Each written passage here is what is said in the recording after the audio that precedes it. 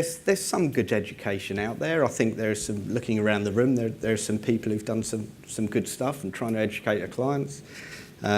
We've got an email and even an infographic going out to our landlords right now, actually, just rehashing something that we did actually last month. So every month we're trying to make sure that everyone knows what's coming and the changes that are coming. There's, I think a lot of landlords know that something's happening, but they don't really know how it's going to impact upon them. They don't really understand about the amount of paperwork and how they're going to think of things. But it's just a question of actually a professionalisation of the whole industry. I think the more worrying thing is tax advice and getting the right tax advice. Do they carry on in a limited company or in personal names? I think a lot of them haven't really thought of that or understood that or managed to get the right advice. And John, from your perspective, do you think landlords get this at all? Or are they still... I think probably the larger landlords do, or they've got people that work for them that get it.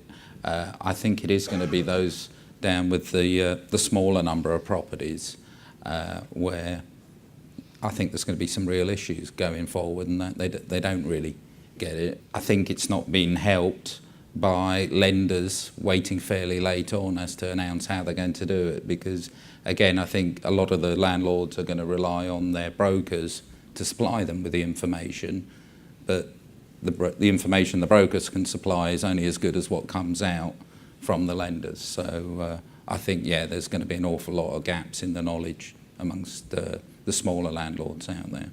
I think the other thing I was going to say is around actually landlords declaring their tax properly. There are a lot of figures. We've seen some sensationalist claims that 50% of landlords aren't declaring their tax properly. And I think that drives a lot of these changes anyway, politically. So I think that's something that a lot of landlords have to get their house in order on.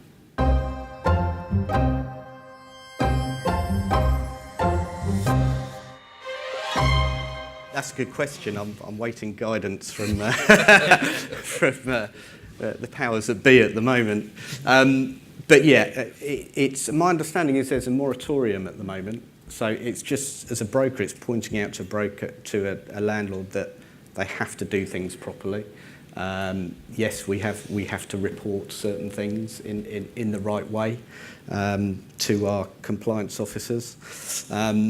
But it's just making sure that they are aware they have to do that. They need to engage with the Inland Revenue sooner rather than later. I think it's a 2-year moratorium. We're about 9 months through, I think. So they have to get their act in gear now. And as a broker, you just have to be aware of these things and follow your compliance procedures with your individual networks or through your DA compliance officer. And Richard, from your perspective, would you expect a broker not to submit to you, or would you expect them to submit to you but make clear what was going on? It is difficult, I think, to Monty's point. The whole, if we believe it's, never get these two phrases right, tax evasion, then that's different, because in the context of, because it also depends on the level of information that you've got for your client, because even with the information that you're going to be getting now as a broker, you're not necessarily in charge of all of the facts. You won't necessarily have all of the accounts. You'll have different statements at different points, but it may be that they're bringing forward losses from development deals from years ago. There could be other bits of information. So I think, to Monty's point, it is that materiality point of where, if you think someone is going too far, then I think that is a compliance call about whether or not the broker declares, or if it comes to the lender, what does the lender do? But it's also how much detail have you got with regards to the real issue, and are they actually tax evading, or is it just the fact that they are bringing forward losses from the previous period? It is a particularly difficult subject, and we've got our teams working for financial crime and others looking at how you deal with the materiality of that if it comes to light in the underwrite. But that's no different to if we had a borrower that sent information in today that we felt was tax evading. We're still under that HMRC as a lender obligation to do that in any case. But I think it's going to be an interesting one to watch and see how it manifests itself. But the moratorium or the tax amnesty, I think, will help people get their houses in order if they're not in order today. But I've spoken to many people about it, and it's not a straightforward subject at all.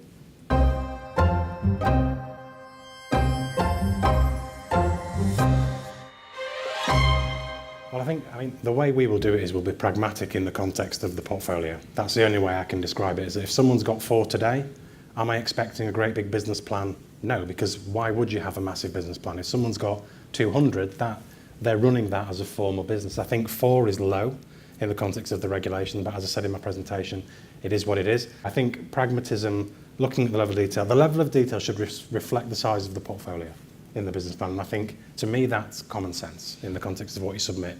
If it's no detail and they've got 200 properties, that's not going to fly. So I think it's that whole piece of get the right context for the right size of portfolio. And Monty, from a kind of submitting broker perspective, what do you expect to have to deliver up by way of quantifying that in words to help the lender? It's generally proving that we understand the client's business and we've worked with them, we understand what they're doing. It's the usual stuff that we would put together when I put a case to, I've got some big portfolio landlords that I put to Ken Reliance anyway.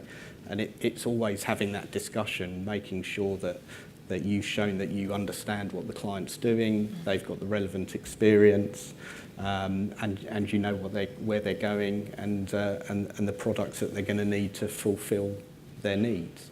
So it's just putting all that together and presenting it to a lender, which, to be fair, it's pretty much what we do now for experienced landlords anyway. So it's just verbalising that and maybe putting that in writing in a much more coherent way. I do think, just to add to Monty's point, that for a lot of borrowers that have big portfolios with Ken Reliance, we go out and see them. So we go meet them, we do the interview, we go and see the stock. So we build up a good view. So if that borrower's with us today, we'll already have a view. We have detailed interview notes on file about the type of portfolio they run, how they do it. So that will help with that bit of the process. But I think it will be an element of sort of suck it and see in the early days with regards to how the business plans look. And it's about us working with our broker partners to ensure they're crystal clear on what we're expecting when we see these documents. I think more lenders will want to interview the bigger clients again, like you do. I don't know. I mean, I see it as a core part. I sit on the credit committees, risk committees, etc. for the bank, and I think it's great that we know and we've seen those borrowers that are lending more than 3-4 million with us, and we can see the big. So we understand what makes them tick. I think it's sort of old-fashioned in a way, but it's nice. I think it's a good way of underwriting those types of deals. So I don't know if they will, because I'm not sure people see that level of value. We meet twice a week and have a transaction credit committee where we discuss deals above a certain level. Not a lot of lenders do that to a degree, but it can be emails. We see that as being a core part of our business, because it is about that. You can then do a bespoke offering to a certain borrower based on that level of enhanced knowledge, I believe. So I think probably for a lot of the larger experienced landlords, there's not going to be an awful lot of material change going on, because that information is already there. You as a large lender in this market and others are already gathering it. It might be in different boxes, but it's there. The issue is the fact that suddenly 4 is a portfolio, so it's the people that have got half a dozen to maybe 15 who have almost been running it off, a back of an envelope somewhere. That's probably where the impact is going to be greatest, and where brokers are probably going to have to do the most amount of work, because suddenly these people are going to have to be a lot more professional in their approach and dealing with lenders. You'll only know if you got it right after the first supervisory visit, so that's where it tells. Yeah, It's interesting.